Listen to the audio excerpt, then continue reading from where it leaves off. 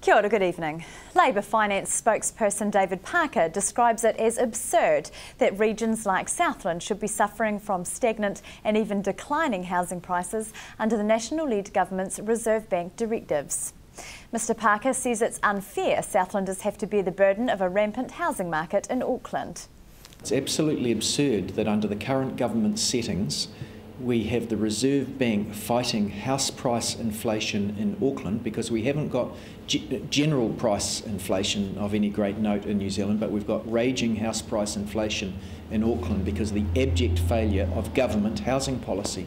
The consequences of that have been visited upon Invercargill and Dunedin, where I come from, and other provincial areas because of this terrible housing policy. Now again, you come back to the solutions being universal KiwiSaver, build some more houses, which is what the Labour Party's always done and will do again, and I say, at the risk of repetition, it's really important that we have a capital gains tax. People I talk to don't quite understand what's happening. You certainly mentioned that most countries in the OECD do have some form of capital gains tax. Yeah, Why is there the lack of understanding here, and what would it really do for New Zealand? Well, it's a bit ironic, isn't it? Our capital gains tax proposal is more popular than we are. It's growing in its support because people see that it makes the tax system fairer. The truth is that middle-class New Zealanders pay higher rates of tax on their income than the wealthiest people in society. That's for two reasons. One, capital gains tax income in New Zealand is tax exempt, even though it is real economic income. That is very unusual. Australia, just about every other country in the OECD, already has a capital gains tax excluding the family home, which is what we propose. It is at a low rate of 15%, and what it does is it shifts money out of investing in rental property into the productive parts of the economy, so that, for example, we invest more money in our factories that process logs into timber or finished products rather than sending logs raw overseas. That is the most important effect of a capital gains tax. Has that I must invest in property idea, just is it too ingrained now? I mean, a lot of people have got making a lot of money out of collecting rents, and certainly I know of it in my family for at least 2 or 3 generations. It's just expected you invest in property. Well, in Auckland now, the average house price has risen to $700,000.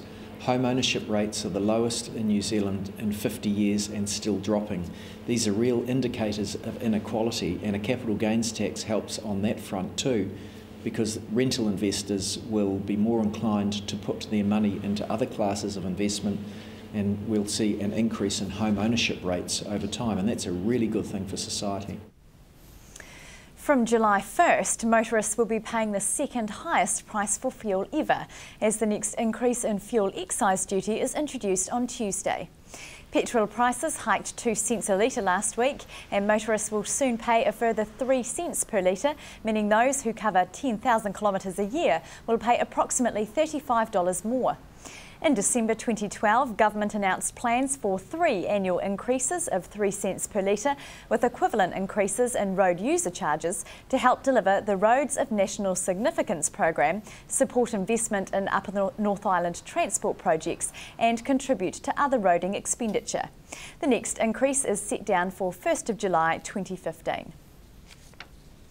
Invercargill property owners will know in October the latest rateable value as Invercargill City Council undertakes their 3-yearly ratings process. Contractors QV Valuations will be out on the streets conducting the mass market valuation appraisals. Margot Southland spoke to ICC's Terry Boylan about putting a price on property. Council employs quotable value to do the ratings, and then those ratings, their information is audited by the Auditor General.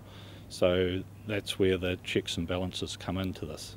Can an RV ever be wrong? Well, the RVs are done on a mass appraisal, and they are doing a mass appraisal, so they may not pick up everything, and the owner does have the right to actually question the valuation, because there may be work that has been done to their property that we're not aware of. And there may be things they don't pick up in the mass appraisal, like refitting inside, like doing bathrooms and kitchens. Not all work does need a consent. How do they carry out a mass appraisal like this? Well, it's simply that it is a mass appraisal, and it is based on, and they will do a number of site-specific inspections of properties, and they do surveys of the commercial and industrial properties, and they also check building consents to see what work's going on, and also look at some of the market values for sales as well. Does it have any bearing, the rateable value, on the real estate market? Well, it's a base at a set point in time, but it is a rateable value. It is not the market value. I mean, market value can be something totally different to what occurs on that date, because the rateable value is set as at the 1st of July. How long does the process take, and when will it come into place where that new rateable value takes over? Okay, well, they start in July, and the process is done right through to September, and then the figures are audited, and then they are released in October, and the owners, ratepayers, have the opportunity to object to the new values up to the 19th of November, and then any objections then are checked by quotable value and assessed with the owners to see whether they've hit the right value. If an enrolment pack hasn't found its way into your letterbox this week, then you're not enrolled to vote in the coming general election. Week New Zealand Post has been distributing voting packages to 3 million New Zealanders who are registered to vote. National Manager for Enrolment Murray Wicks says many people did not receive their packs because they've moved house and did not update their enrolment details. If packs are returned, then voters concerned will be removed from the electoral roll. Those wishing to enrol or change enrolment details should do so by visiting Post Shop or visit the website www.elections.org.nz or phone 0800 36 76 56. Stay with us. After the break, we have more from the SIT Digital Media and Journalism students before the week that was.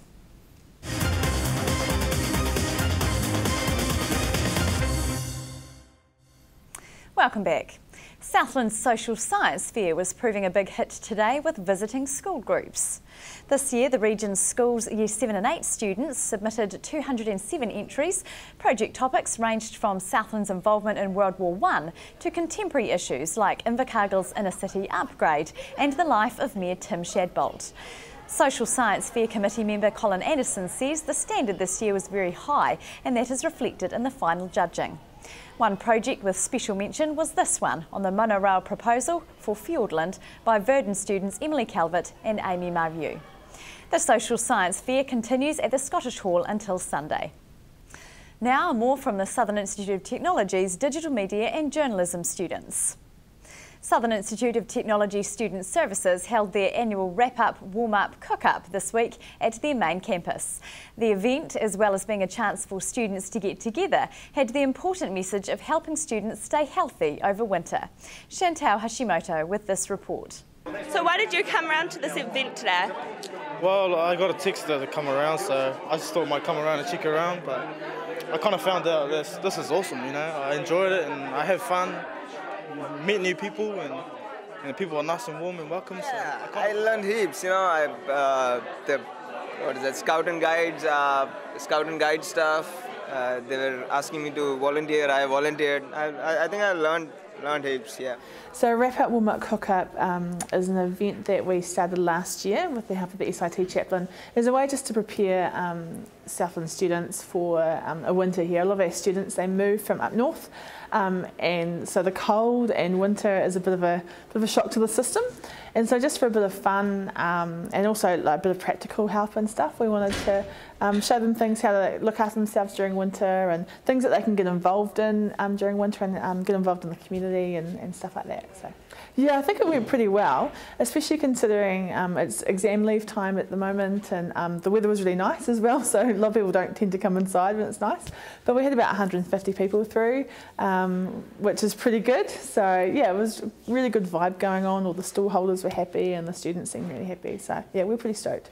The SIT gym, they were doing competitions for the longest prone hold, and so they're giving away likes of 1 month gym memberships and stuff like that. We just had a competition where the students just would sign up their name and they'll go in the draw for prizes. The Latin dancers, if you signed up for to find out more about them or to go along to some classes, you could go in the draw to win a 6-week free lesson. So yeah, pretty cool, some pretty cool prizes and options for people. So Yeah, some of the stalls did individual competitions, and so they drew those winners themselves. And we also did a competition that we're going to be drawing later on, and then we'll be announcing the winner on Facebook. We had some new stall holders here this year as well, which was great. Yeah, I mean, every time you do an event for the first time, you're working out how you can do it better and stuff. So we've taken what we learnt from last year and applied that to this year and stuff. So we moved it back a month just because last year it was done in May, so it was a little bit early for winter. The weather was still a bit nicer. Fortunately, the weather's really unpredictable here in Southland. You plan a winter event, it's beautiful. You plan a summer event, and it's shocking. So it's just making the best of what you're given on the day, really. Yeah, we might look at just the week that we hold it, just with it falling on exam time. So that's something that we'll definitely look at. We still want to be holding it in June, but whether we do it like a week or so earlier is something that we might look at. So last year was our first year, and we made the decision then that we wanted to have it as a regular event. So we'll definitely be looking at doing it again next year as well.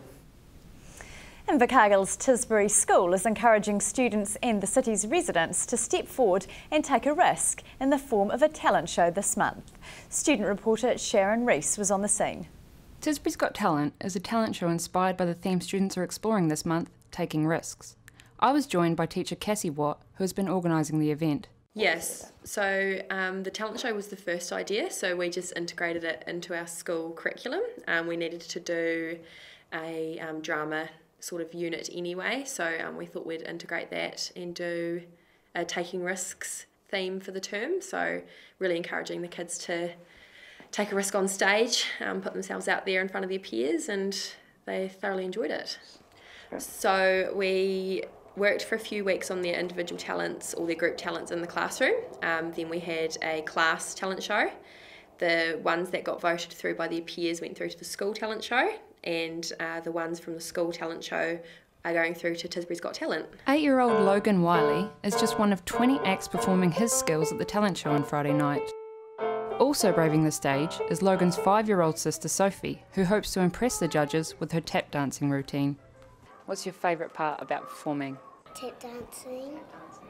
And what do you think the hardest part about doing Tisbury's Got Talent is? Tap dancing. How did the kids respond to the idea of a talent show? They were really scared at first, very nervous, weren't sure what their talents could be, but once we looked at that for a few weeks, they realised that there were lots of different things they could do and lots of things that they were good at, and I was really, really surprised with the children that really came out of their shell and performed happily in front of the class and in front of the school. Tisbury's Got Talent will take place on Friday 7 p.m. at the Invercargill Workingmen's Club. There will be a silent auction on the night, with all proceeds going towards building a rain shelter for the students. This is Sharon Rees for Newsweek. Looks like fun. That's all from the news team this week. Sports up next. South Today News will be off air for a week, and we'll be back Monday the 7th of July. We'll leave you now with the week that was. Good night.